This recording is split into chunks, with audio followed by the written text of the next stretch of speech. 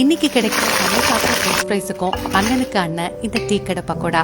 ஒரு காலத்துல சாயங்கால வேளைகள்ல தெருவெல்லாம் நல்ல வெங்காய வாசனையோட சுட சுட வித்துக்கிட்டு இருந்த இந்த பக்கோடா இன்னைக்கு கொஞ்சம் குறைச்சிட்டதாவே நினைக்கிறேன். இது வீட்டுல செய்யறதுக்கு 6 வெங்காயம், இது கூட 3/4 டீஸ்பூன் உப்பு, 1 டீஸ்பூன் மிளகாய் தூள், ஒரு சின்ன துண்டு இஞ்சி, 2 பச்சை மிளகாயை குறக்குறப்பா தட்டி இது கூட சேர்த்துட்டு இது எல்லாத்தையும் நல்ல 2 நிமிஷம் இந்த மாதிரி கைகளால லேசான அழுத்தம் கொடுத்து பிசைஞ்சிங்கன்னா வெங்காயம் நல்லா சுருங்கி இந்த பதத்துக்கு வந்துடும். இதை ஸ்கிப் பண்ணாதீங்க.